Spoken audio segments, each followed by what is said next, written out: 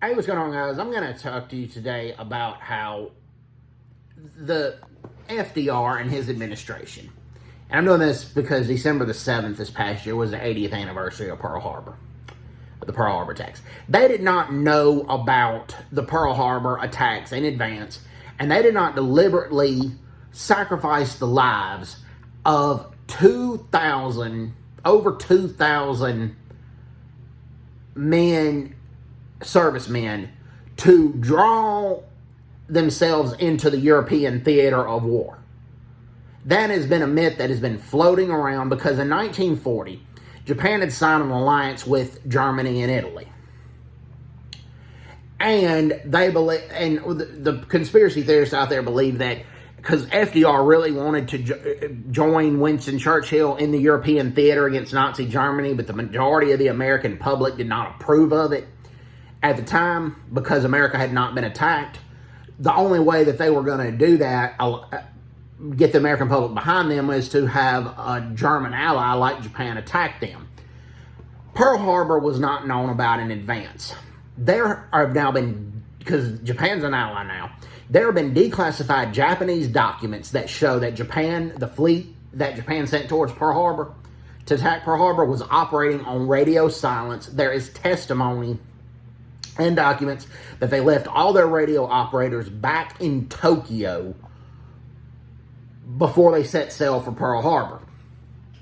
That's a documented situation, okay? The December 5th and 6th, what the American crypto analysts intercepted were Japanese ships elsewhere, off Midway Island, off the Philippines, off the coast of Alaska, off the coast of California. They were there to try to confuse the Americans as to where they were going. And those specific ships had their radios turned on to try to confuse the Americans in that situation. The code that gave that Japan was attacking Pearl Harbor was JN25. It's called that now. And that was not analyzed and picked up until later that year in 1942. Because the technology in the 1940s is not the technology of now, okay? Also, in the alliance that Japan signed with Germany and Italy were only obligated to come to Japan's defense in that alliance if Japan was not the initial aggressor in Pearl Harbor.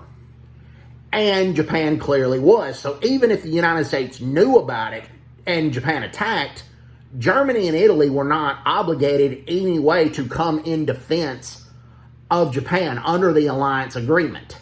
There's not been a shred of proof that the FDR administration or any of our intelligence officers knew about the attack of Pearl Harbor in advance. Now, yes, FDR and his administration wanted to go to war in Europe, but the majority of the American public at the time didn't. But the U.S. Congress, as well as President Roosevelt, went with their convictions instead of the will of the people, and passed earlier that in I believe it was 1940 or early 1941, they passed the Lend-Lease Agreement, which gave a lot of key supplies and food and munitions to the UK as well as the Soviet Union in their fight against Nazi Germany, and about 70 to 80% of the American public disapproved of it. But Congress and the president went by their convictions. So, more than likely, Congress was going to declare war against Germany and Italy anyway, regardless if Japan had attacked Pearl Harbor or not. Also, most of the American public did not support at the time cutting off raw materials and oil supplies to Japan because Japan was acting aggressively towards China. Most of the American public were isolationists at the point and thought it was none of their business. But FDR went with his convictions and did that anyway. So FDR and the American servicemen, a lot of them expected a Japanese attack, but they didn't know where.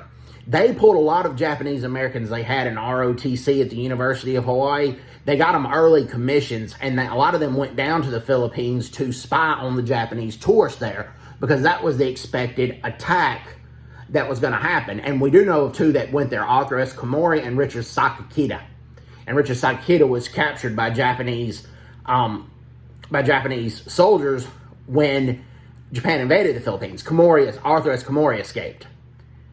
So there is just no credible evidence that FDR knew in advance and sacrificed the lives of over 2,000 American servicemen to draw the U.S. into a war that the American public at the time, before the Pearl Harbor attacks, was strongly opposed to.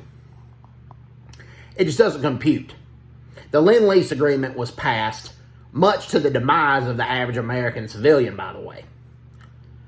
Now, not all Americans felt that way. You had the Eagle Squadron, as well as the Flying Tigers. The Eagle Squadron snuck into Canada to get to the UK to help fight for freedom in the Battle of Britain, and then the conflicts after that for the UK. And then a volunteer group called the Flying Tigers fought for China against Japan to counter Imperial Japanese aggression at the time. But largely, the American public was opposed to it, even though FDR wasn't opposed to U.S. intervention in Europe. But he didn't know about Pearl Harbor in advance and didn't use that as an excuse to do that. I mean, that's just asinine. And so, anyways, hope everybody's doing well. Take care. God bless you. Bye-bye. Bye-bye.